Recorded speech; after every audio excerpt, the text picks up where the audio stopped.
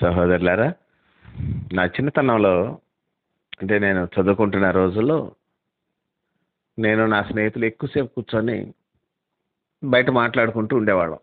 అప్పట్లో ఫోన్స్ లేవు. అంటే ఈ ఫోన్స్ లేవు, ల్యాండ్ లైన్స్ ఉండేవి మాకు. అయితే మాట్లాడుకుంటూ చాలా టైం అయిపోయేది మాకు.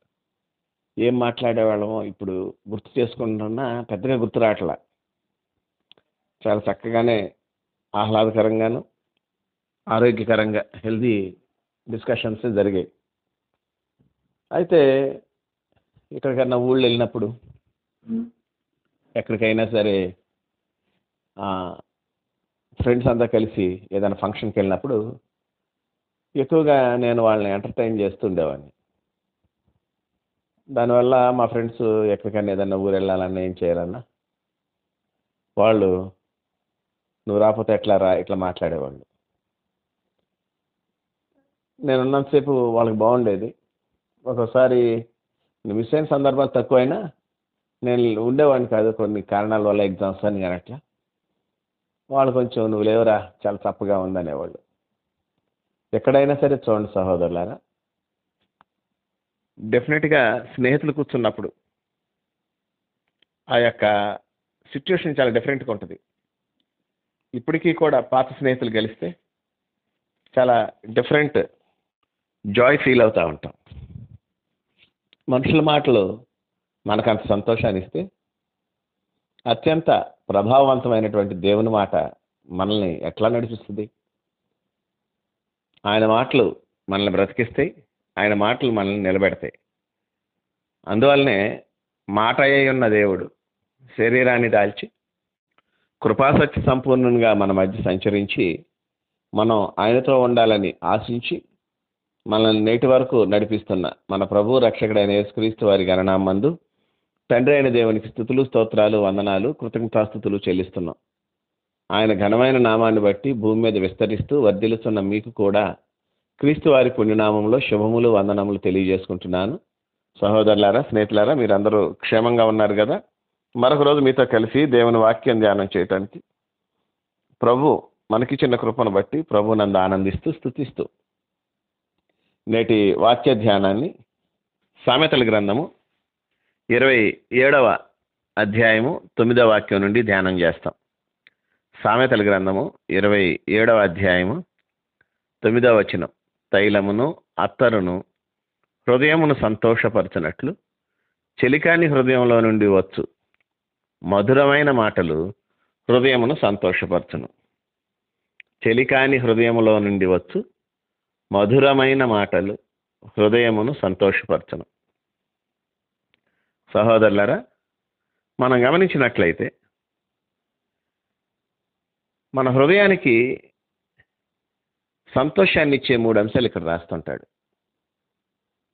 తైలము, అత్తరు. అత్తరు అంటే మనకు తెలిసిందే, ఇవి పర్ఫ్యూమ్స్ మనం వాడుతుంటాం కదా, అవి సెంట్స్. ఇన్సెన్స్ కొన్ని చేస్తుంటారు.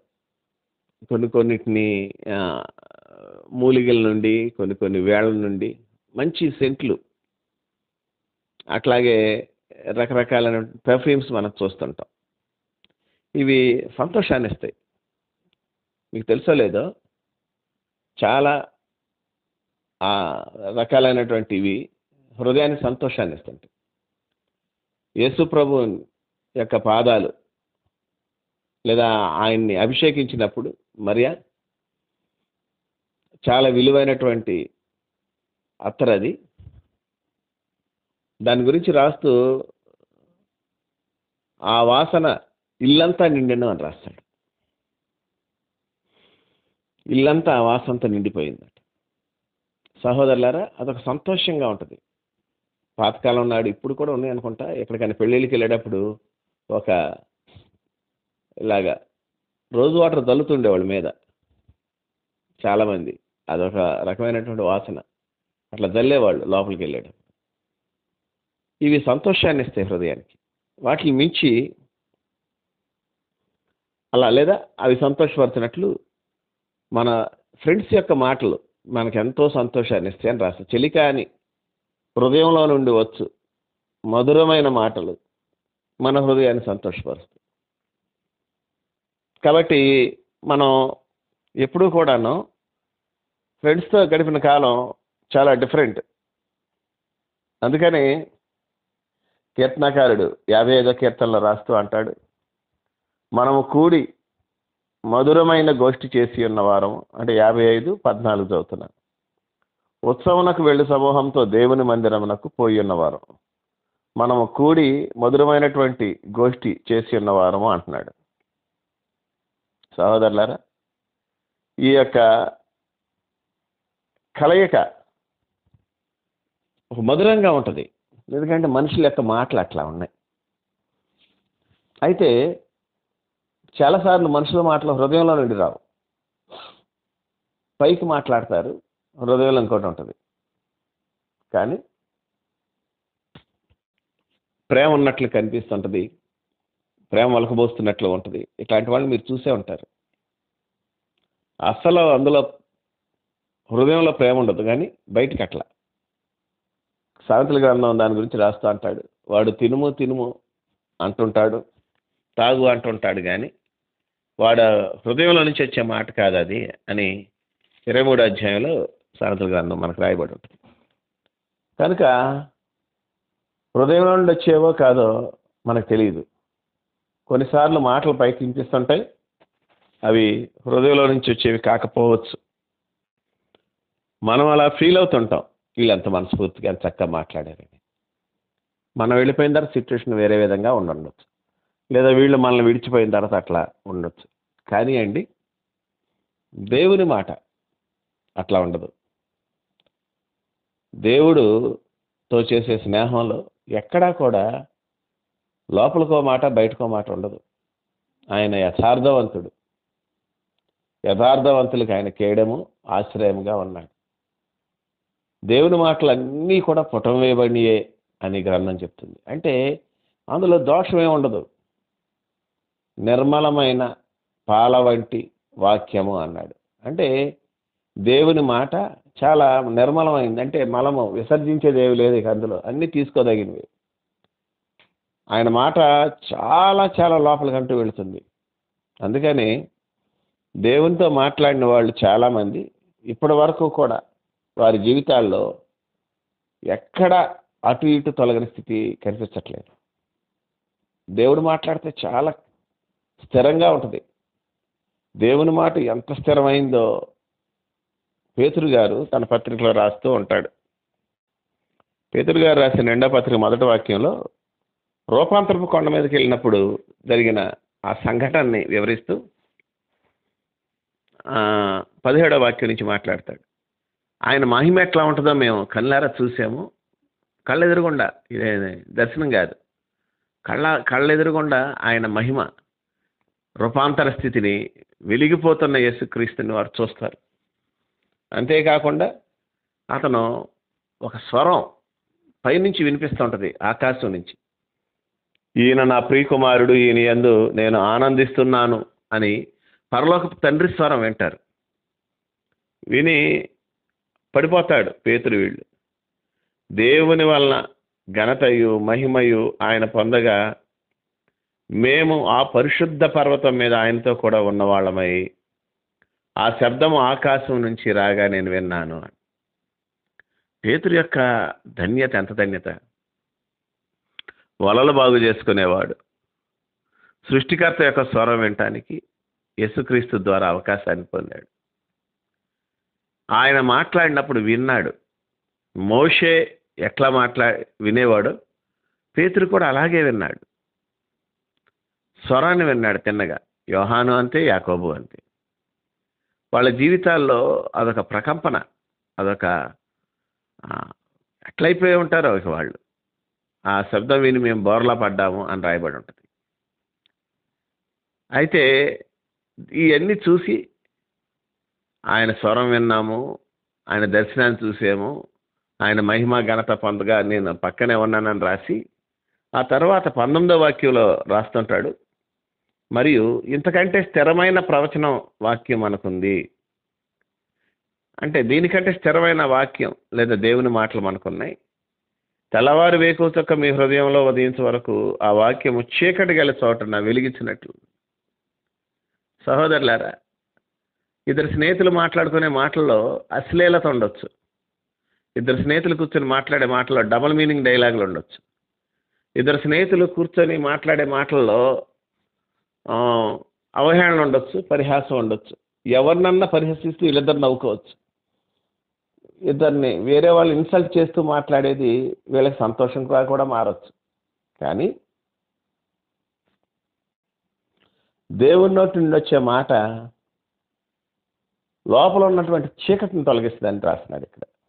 నేను చాలా ఇష్టపడ్డాను ఈ మాటని. కొంతమంది చీకటి గురించి మాట్లాడుకుంటూ సంతోషపడతారు.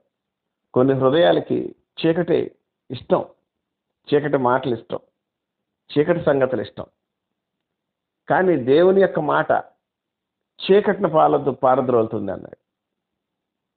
మనం వెలుగు సంబంధం కదా, వెలుగు, ఉప్పు, ఇది మన స్థితి.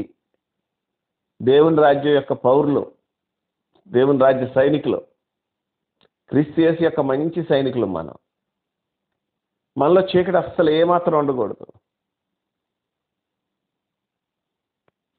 ఆయనలో చీకటి ఏమాత్రం లేదు. ఆయనలో వెలుగు, ఆయనలో జీవం ఉంది.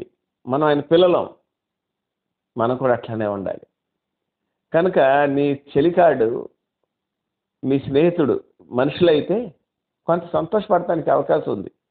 నేనేం కాదంట్లా. ఇప్పటికి కూడా ఎప్పుడైనా నా స్నేహితులు కలిసినప్పుడు కొంత హృదయం సంతోషంగా ఉంటుంది. అయితే వీళ్ళు మాట్లాడే మాటలు చీకటి సంబంధమైనవి అవ్వచ్చు, రాజకీయ సంబంధమైనవి అవ్వచ్చు, ఏదన్నా ఇట్లా. కానీ నీ నిజ స్నేహితుడు, నిత్య స్నేహితుడు యేసుక్రీస్తు వారు ఒకవేళ నీతో మాట్లాడటం మొదలు పెడితే అవి హృదయానికి ఇచ్చే సంతోషం ఇంకా భూమి మీద ఏ మనిషి, ఏ స్నేహితుడు, ఎంత ది బెస్ట్ ఫ్రెండ్ కూడా నీకు ఇవ్వలేదు. అది 100కి 100 నేను చెప్పగలను. కారణం ఏంటంటే సహోదరులారా, ఈయన మన కొరకు ప్రాణం పెట్టిన స్నేహితుడు. ప్రాణం పెట్టే స్నేహితులు అరుదు. నిజమైన స్నేహితుడు ప్రాణం పెడతాడు. ఈ స్నేహితుడు మాట మన ప్రాణాలను తెప్పరిల్ల చేస్తుంది. కనుక దేవుని వాక్యం ఎక్కువగా చదవాలి, దేవునితో మాట్లాడటానికి ప్రయత్నించాలి. ఆయన తన స్వరంతో మాట్లాడటానికి ఇష్టపడుతుంటాడు. అయితే ఆయన స్వరం వినేటటువంటి సున్నతి మన హృదయానికి ఉండాలి. మనం ఎంతసేపు బయట వాళ్ళతో మాట్లాడుతూ వాళ్ళ మాటల చొప్పునే మనం సంతోషపెడితే ఎట్లా? అట్లా ఉండకూడదు కదా. కనుక ఆయనతో ఉండాలి, ఆయనతోనే గడపాలి. ఆయన మాటలు శ్రేష్టమైనవి. ఈయన మనకు గొప్ప చెలికాడు.